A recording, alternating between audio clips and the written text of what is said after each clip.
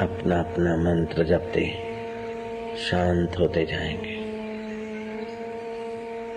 बाहर का बहुत देखा,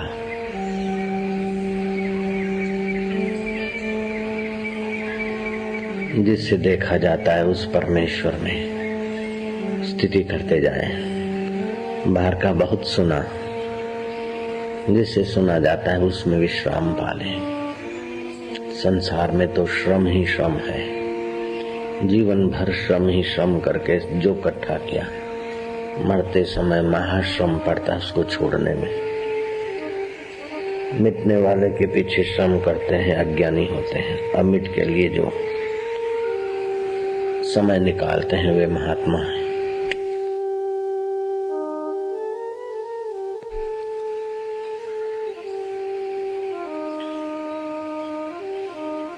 मधुर शांति।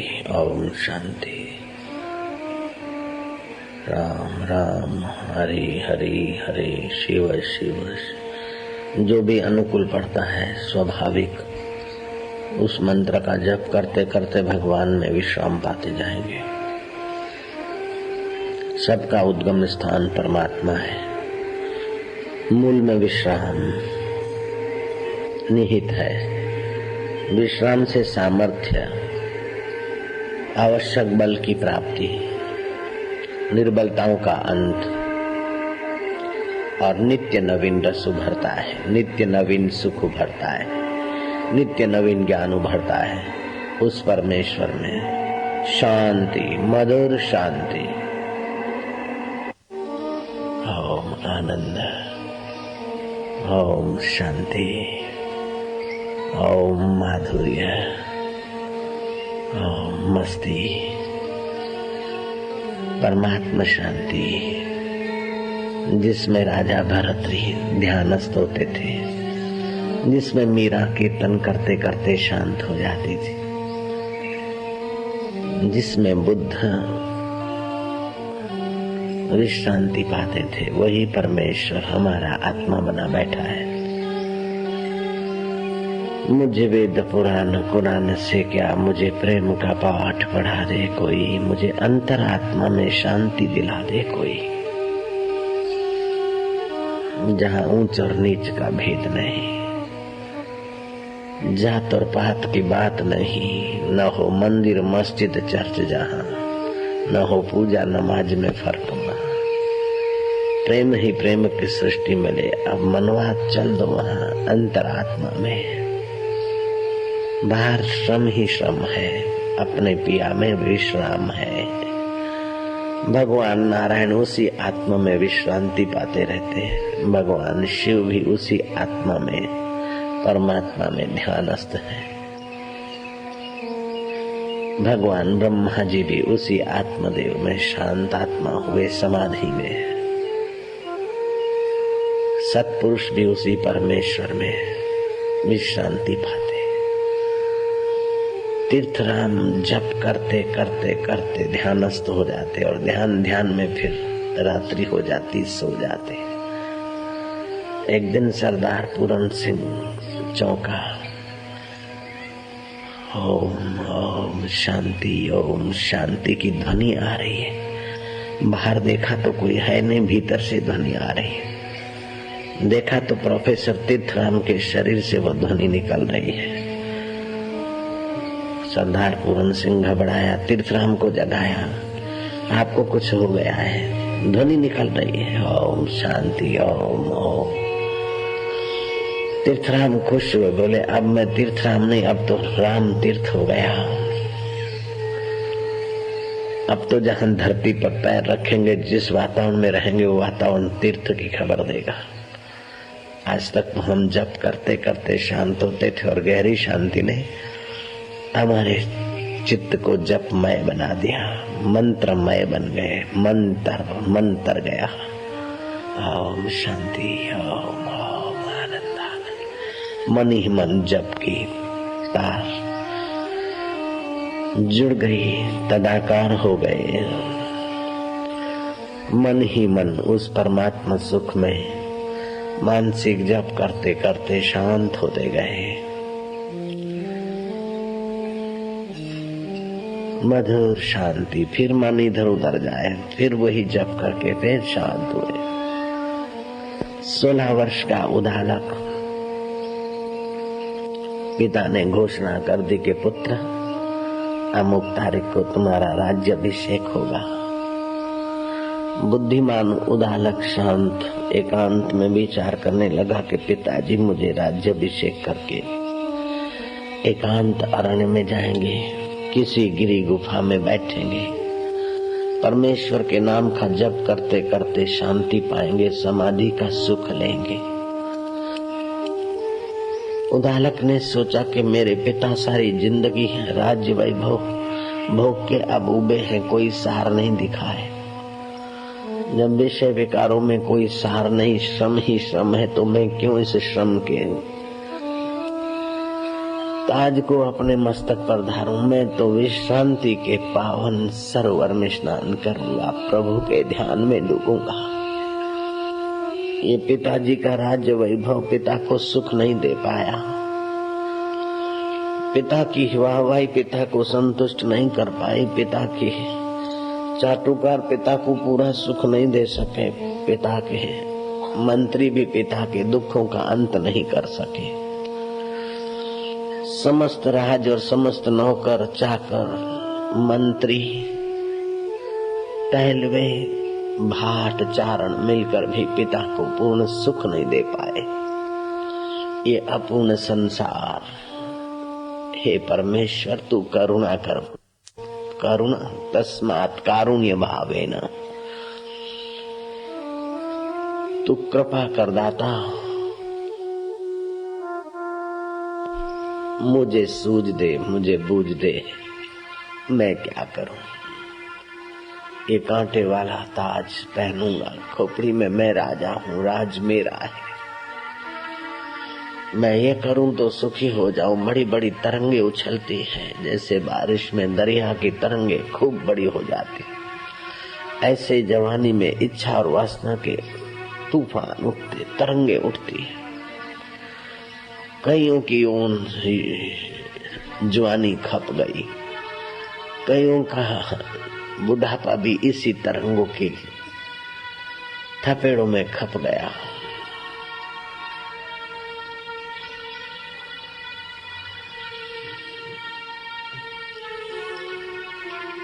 हे परमेश्वर, मुझे तू सतबुद्धि दे दाता। जीवन की शाम हो गई पिताजी की, ऐसे ही हमारे जीवन की शाम हो जाए उसके पहले। हे जीवन दाता, मुझे सतबुद्धि का दान कर, मैं क्या करूं। हे परमेश्वर, सतबुद्धि का दान कर। हे कृपा निधान, मुझे सत्य में विश्रांति मिले। तू कैसा है मैं नहीं जानता हूँ, लेकिन मैं कैसा हूँ तू जानता है। तू मेरा हाथ पकड़ मेरे देव। जिंदगी के 16 वर्ष तबाह हो गए, आयुष्य नाश हो गया। हे दाता, अस्तो मां सद गमाया, तू मुझे असत्य असत्यों से बचा, असत्य अहंकार से बचा, असत्य वासनाओं से बचा। हे प्रभु,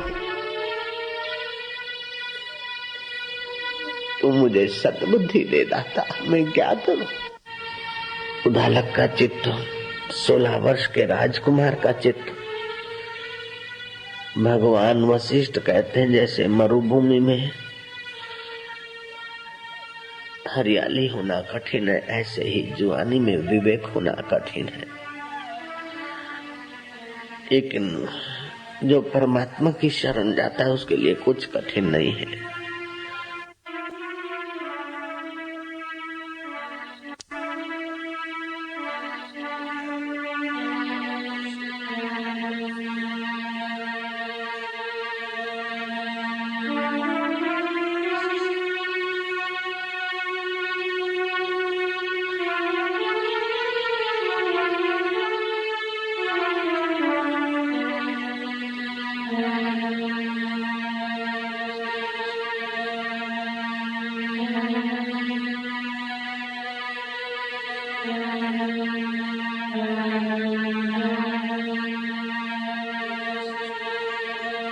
कहते हैं कि राम जी जैसे मरुभूमि में खेती होना कठिन है, ऐसे जवानी में विवेक जगना कठिन है, लेकिन भगवान की शरण लेने वाले के लिए कुछ असंभव नहीं है। कर्तुम शक्यम अकर्तुम शक्यम अन्यथा कर्तुम शक्यम। जो सर्वसमर्थ है, सर्जनहार, उस परमेश्वर को उदालक ने सच्चे हृदय से पुकारा कि प्रभु मुझे पिता के इस राज्य सिंहासन का ताज, ये कांटों वाला ताज, ये अहंकार उभारने वाला ताज, ये वासनाएं जगाने वाला ताज, ये ईर्ष्या और द्वेष की आग तपाने वाला ताज, ये मोह और ममता को उभारने वाला ताज। हे परमेश्वर, हे देवेश्वर, तुम मुझ पर कृपा कर। मैं क्या कर, कई पिताओं के शरीर से पटका गया, कई माताओं के शरीर में लटकाया गया। अब तो मुझे तेरी शरण मिल जाए, तेरी प्रेरणा मिल जाए, तेरी प्रीति मिल जाए, तेरी भक्ति मिल जाए, ऐसी तू कृपा कर प्रभु। अस्तु मां सद्गमया, मुझे असत्य से बचाकर सत्य की ओर ले चल, मुझे मिथ्या से बचाकर शाश्वत की ओर ले चल, मुझे मरण धर्म देह अध्यास से बचाकर अमर आत्मा की ओर ले चल। छोरा कछोरा हो जाए तो मावतर कुमावतर नहीं होते। हे प्रभु, नानक जी ने भी प्रार्थना की, मैं निर्गुण यार की बेनती तुम सुनो, गरीब अनुहाज जो हूँ पुत कपूत हाँ तो पिता तेरी लाज। मैं कपूत हूँ तो भी पिता तू मेरी लाज रखे, विश्वनीयता तू ही प्राणी मात्र का पिता है। उदालक की प्रार्थना ने उदालक के चित्त को पावन किया, क्षण भर विश्रांति मिली, बुद्धि में प्रकाश हुआ, मन में दिव्य भाव जगे। उदालक कभी कभी रात को विचारते विचारते दो आंसू बहा लेता, पूजा के कमरे में बैठ जाता, सच्चे हृदय से प्रार्थना करता। उदालक का मार्गदर्शक स्वयं परमेश्वर हो, जो सच्चे हृदय से उसे प्रार्थना करता है, उसका जप करता है, वो परमेश्वर उसे सद्प्रेरणा देते हैं। वे दयालु उस पर दया करते हैं, वे दाता उसे दिव्य दान देते हैं, फिर वो स्वयं दाता बन जाता है, साधक सिद्ध बन जाता है। उदालक को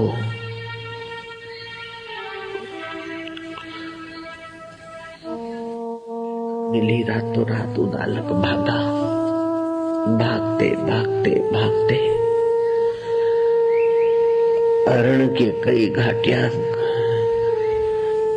कई मोड़, कई उतार चढ़ाव, कई कंकड़ और पत्थर लांघे, कई कांटे चुभे, लेकिन ये जन्म मरण के कांटे के आगे ये कांटा क्या होता है?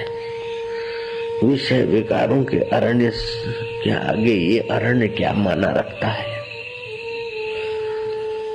उदालक बहुत दिन यात्रा करते करते दूर रण में पहुंच गए। रात्रि को तो यात्रा करे और सुबह किसी एकांत में छुपा रहे, क्योंकि पिता ने घोड़ेसवार भेज रखे होंगे। उदालक एक ऐसी एकांत में पहुंच गया कि जहाँ एक सुंदर गुफा थी, पास में कोई झरना भी था, पानी भी है, गुफा भी है, जंगल में कंदमूल फल भी है। बस यही मैं तेरी आराधना करूंगा। उदालक जंगल से घास के पत्ते ले आया, बिछाया, वहां आसन लगाया। उस आसन पर बैठकर छोटी उंगली धरती पर रखी, पंजा, हे धरती जैसे तू अचल है, ऐसे मेरी साधना अचल हो जाए, मेरी वृत्ति अचल रहे। हे भूदेवी, हे मातेश्वरी, तेरा बालक तेरी गोद में आया, तेरे स्वामी से मिलने को तू ही मिला, में सहयोग करना। मेरा स्थिर आसन हो, मेरी स्थिर साधना, मेरा मन परमेश्वर में लगे। जिनसे सत्संग सुना था उन महापुरुष गुरु को भी मन ही मन वंदन किया, उनकी कृपा, उनकी करुणा की भावना की याचना की। जो वो 16 वर्ष का युवक सीखा था उसी ढंग से कभी जप करे, कभी प्राणायाम करे, कभी ध्यान करे, कभी पंजों के बल से थोड़ा नृत्य करे, फिर श्वास की रिदम बदले और बैठे। कभी कभी उसे अच्छा लगे, आनंद आए थोड़ा सा, कभी उसके चित्त से हास्य उभरे, कभी रुदन उभरे तो कभी मन उबे। सोचे कि पिताजी खोजते होंगे, माता क्या सोचती होगी। फिर उदालक का मन पूर्व चित्ती के तरफ, चित्त में जो पूर्व के संस्कार है उधर जाता। फिर सत्संग की सुनी हुई बात उदालक को याद आती, दीर्घ उच्चारण करता, पूर्व की कल्पनाएं काटता। ये मेरे मन, पूर्व में तेरे कई पिता हो गए, कई माता हो गए, कई बार तू राजा बना होगा, कई बार तू देव बना होगा, कई बार तू इंद्र भी बना होगा। बन बन कर बिगड़ने वाली इस माया में तू कब तक उलझता रहेगा। अपने अमर आत्मा का अनुसंधान कर। ए मेरे दुष्ट मन, तूने मुझे धोखा दिया, मैं तेरे कहने में लगा, आंखों के द्वारा दृश्य देखे, लेकिन आज तक तुझे शांति कहाँ मिली। नाक के द्वारा कई सुगंधी, कई जन्मों में सुगंधी सूंघते सूंघते तू तबाह हो गया, कहाँ शांति मिली। जीभ के द्वारा कई चटोरापन करा कई युगों से, लेकिन तुझे अभी तक परम शांति नहीं मिली। शरीर के द्वारा कई बार तूने स्त्री पुरुष, पुरुष बना होगा तो स्त्री, और स्त्री बना होगा तो पुरुष, कीड़ी बना होगा तो कीड़े के साथ, और कुत्ता बना होगा तो कुत्ते के साथ, और कुत्ती बनी होगी तो कुत्ते के साथ। तूने यौन के संबंध भोग लिए, अब क्या बाकी है। हे मेरे मन, केवल एक ही संबंध का अनुभव बाकी है, जीवात्मा का संबंध जो परमात्मा के साथ है। उस परमात्मिक संबंध के साथ मेरे मन तू जुड़ जा, तू क्यों मुझे भगाता है। जिसने अनुराग का दान दिया उससे कण मांग लजाता नहीं, अपनापन भूल समाधि लगा, ये पीहू का बिहाग सुहाता नहीं। जिसने अनुराग का दान दिया उससे कण मांग लजाता नहीं, अपनापन भूल समाधि लगा, ये पीहू का बिहाग सुहाता नहीं। नब देख पियो घर शाम ढले, क्यों मिट उसमें मिल जाता नहीं। अब सीख ले मौन का मंत्र नया, ये पीहू का बिहाग सुहाता नहीं। चुगता है चकोर अंगार, फरियाद किसी को सुनाता नहीं। ए मेरे मन, जिसने अनुराग का दान दिया उसमें तू अपना अहम मिला दे। हे मन, तेरा तो मंगल होगा, तेरा तो कल्याण होगा, मैं तर जाऊंगा। मैं तेरे साथ जुड़ा हूं, तू इंद्रियों के साथ जुड़ा है, और दुष्ट इंद्रियां बाहर की चीजों से आकर्षित होने में जुड़ी। नाम पड़ गया जीव। अगर तू मेरे को सहयोग दे तो मैं परमात्मा के साथ जुड़ जाऊं।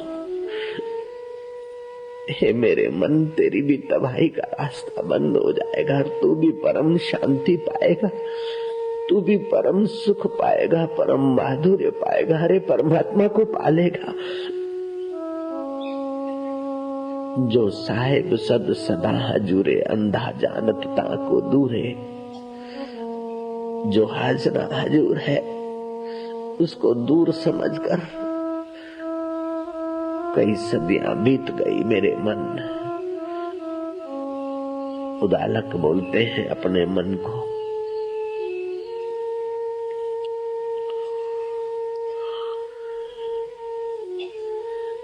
कभी तो मन मान जाता है शांति में, आ जाता है, फिर पुरानी आदत है। वशिष्ठ जी महाराज कहते हैं कि हजारों जन्मों के वासना के संस्कार दीर्घ अभ्यास के बिना नहीं मिटते। एक आध दिन, एक दो दिन ध्यान कर लिया और सारे संस्कार मिट जाए, संभव नहीं। ऐसे ही उदालक बार बार मन को समझाए, थोड़ी शांति मिले, कभी हास्य उभरे, कभी रुदन उभरे, कभी शांत तो कभी विक्षेप। ऐसा करते करते कुछ ही सप्ताहों में उदालक सतत लगा रहा गुफाओं में, सतत लगा रहा एकांत में। किसी व्यक्ति से बातचीत करने का अवसर ही नहीं, संबंध ही नहीं। सारे संबंध भूलकर सच्चे संबंध में उदालक लग गया। उदालक को प्रकाश दिखने लगा, नील वर्ण दिखा, नीला नीला प्रकाश। कुछ छोटी साधना करके सिद्ध बनने वाले समझते कि भगवान नील वर्ण है, ध्यान करके नीला प्रकाश दिखा, मान लेते साक्षात्कार हो गया। इसको साक्षात्कार नहीं कहते भैया, ये तो नेत्र प्रत्याहार सिद्ध होता है तो नील वर्ण दिखता है, और सत्व गुण से नेत्र प्रत्याहार सिद्ध होता है तो श्वेत वर्ण दिखता है।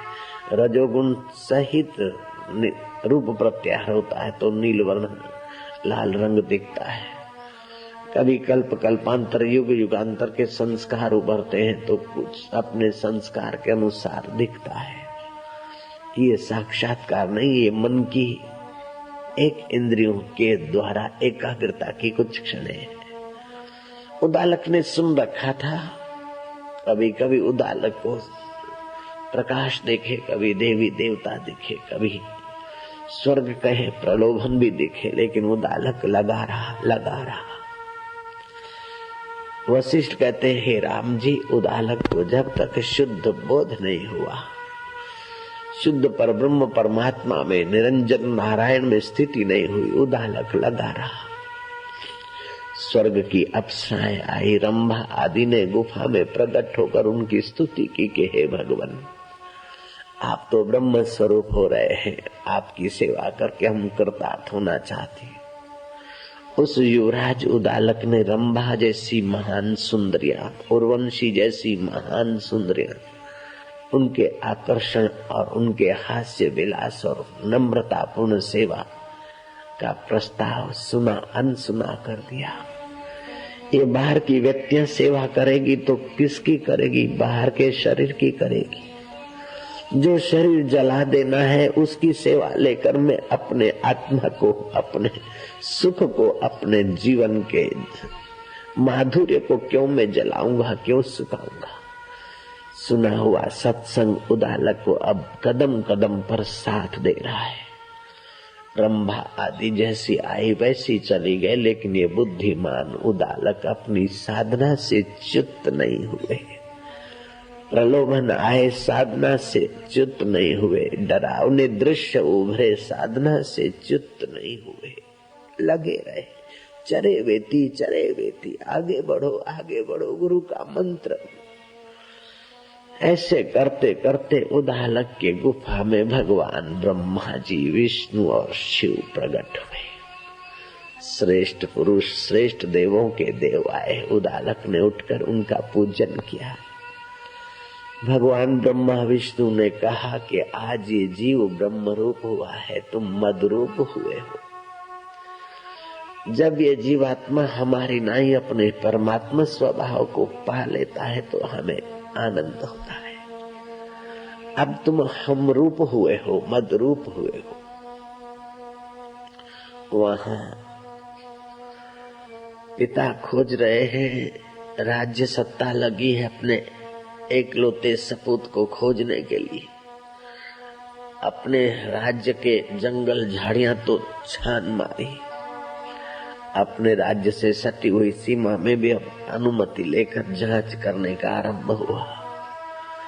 जांच करते करते वे पहुंचे। उसके पहले तो उदालक को जहां पहुंचना था वो पहुंच गया। जो पाना था वो बुद्धिमान युवराज ने पा लिया। जिससे सब जाना जाता है उस सोहम स्वभाव को जान लिया। जिससे सारी सृष्टि उत्पन्न होती है, स्थिर रहती है और लय हो जाती है, उस शुद्ध बुद्ध सच्चिदानंद प्रभु को ज्यों का त्यों जान लिया उस पुण्यात्मा देवात्मा ने। भगवान ब्रह्मा विष्णु महेश ने उसको स्नेह सहित शाबाशी दी, धन्यवाद दिया कि हमारी माया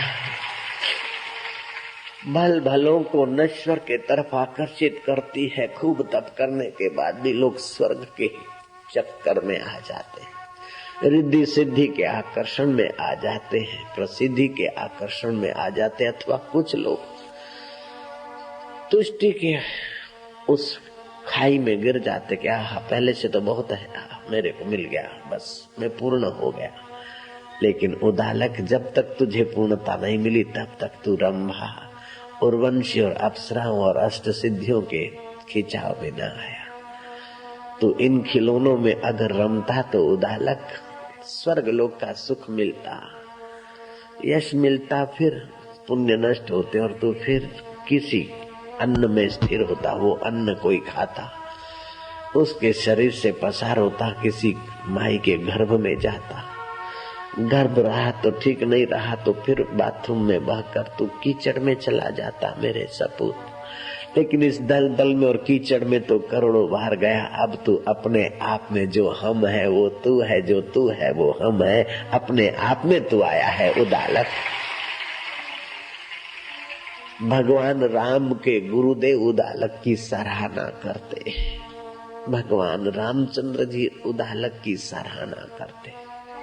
कैसा रहा होगा वो राजकुमार, धन वैभव और राज्य इंतजार कर रहा है, रिद्धि सिद्धियां नाक रगड़ रही है, रंभा और दूसरी अप्सराएं अपना 16 श्रृंगार करके आकर्षित कर रहे। लेकिन कैसी रही होगी उस विवेकी की मति गति, किसी के आकर्षण में नहीं आए। जैसे जोगी गोरखनाथ के आगे सिंगल देश की रानी मंगला ने एक से एक सुंदरियां भेजी, एक से एक रूप का हंभार, लावण्य, सौंदर्य का निखार, अद्भुत सौंदर्य की धनी और मंगला रानी की आज्ञा पाकर इस जोगी को अपने मोहपाश में बांधना है, खूब इनाम मिलेगा। 200 उंगलियों का जोर लगाने वाली सारी सिंगल देश की सुंदरियां विफल हो गई। ऐसे ही अप्सराएं विफल हो गई, यक्षिणी और किन्नरियां विफल हो गई।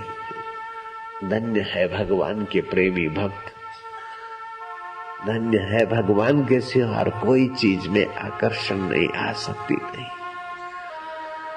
भगवान ब्रह्मा विष्णु महेश अभिवादन करके उसको धन्यवाद देकर शाबाशी देकर अंतर्धान हुए।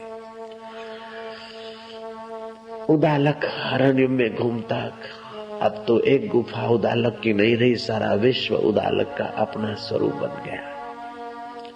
जड़ चेतन में अपनी सत्ता को निहारने वाले उदालक कभी शांत जगह में जाते, कभी चंचल मानवियों के नगर से गुजरते, लेकिन उनका चित्त कहीं आकर्षित नहीं होता, ले पायमान नहीं होता।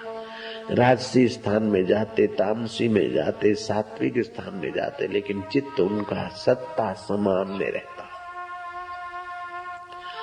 फिर घूम घाम के उसी गुफा में कुछ दिन विश्रांति पाई। ये रस ऐसा है कि काम का रस भोगो तो थका देता है, उबा देता है। धन का रस भी टेंशन दे देता है, सत्ता का रस भी मुसीबतें ले आता है, सौंदर्य का रस भी बुढ़ापे की भयानक कुरूपता का भय ले आता है। लेकिन परमात्मा का रस जितना पियो उतना कम हो।